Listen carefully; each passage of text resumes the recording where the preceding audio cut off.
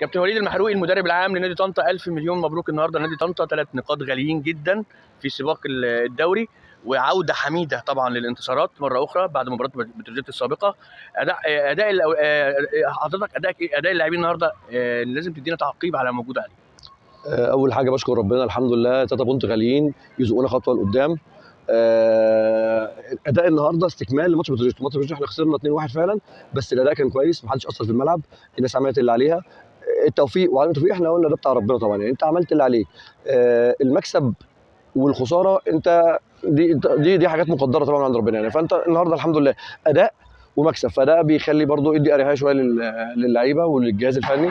بنحاول نكمل ان شاء الله الفتره اللي جايه، بنحاول نوصل لاكبر حاجه نقدر نعملها، نوصل يا رب نبقى موجودين في المركز الثالث. ما وصلناش بنوصل لمركز كويس. المطلوب مننا او من اللعيبه ان كل واحد ما ياثرش ويعمل عليه لحد اخر ثانيه في النادي يعني. شفنا النهارده ابتديت الدفع باللاعبين الناشئين زي شريف النهارده، وقبل كده اقطاي. هل دي سياسه موجهه من اداره النادي للفريق الاول بالدعم من الناشئين، ولا ده هيبقى في رؤيه للجهاز الفني بالاعتماد عليهم الفتره القادمه؟ شوف، احنا معانا من بدايه الموسم يعني عدد كبير من الناشئين، يعني في بوجي وفي اقطاي وفي شريف وفي نبيل، في ناس كتير كويسه يعني. لما حد بيقدر، يعني مش قصه سياسه او مش، هو طبعا النادي بيدعم اولادنا وعايزين يبقوا موجودين في الملعب. شريف النهارده 2006، ومعانا نبيل 2004 وعجبور. اي حد يبقى كويس ويستاهل هياخد.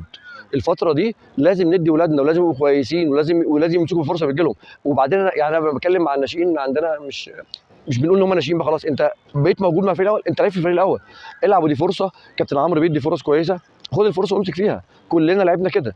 فطبعا ببارك للشريف ان هو خد، وان شاء الله الفتره الجايه بقيه اللعيبه تاخد، وربنا يكرمه اللي ياخد يمسك فيها ويبقى موجود ويساعد النادي الفتره اللي جايه، ويبقى فرصه كبيره ليه طبعا يعني. شفنا مثلا اسامه النجار ده ابننا دلوقتي في المقاولين، محمد عاطف زمالك، عبد الرحمن الدح من ولاد النادي، اول ما خد الفرصه في 2019 ماسك فيها لحد النهارده، ربنا كرمه على الاسماعيلي. فاتمنى طبعا ان كل الولاد اللي عندنا يطلعوا، لان هم فعلا ولاد كويسين ويستاهلوا. طبعا ده انتاج كويس لقطاع الناشئين كابتن علاء وكاشا يعني. كلنا بنكمل بعض الحمد لله. وقبل كل شيء انا ببارك لاستاذ وائل الخولي وكابتن شحته بالبرنامج الجديد، ومزيد التوفيق والتقدم ان شاء الله يعني. الف مبروك يا كابتن شهري لحضرتك، 3 نقاط غاليين، وان شاء الله نبارك لحضرتك المباراه الجايه ان شاء الله مع بروكسل. يا رب يا رب يا رب. كل سنه وانتم طيبين، كل سنه وانتم طيبين. شكرا.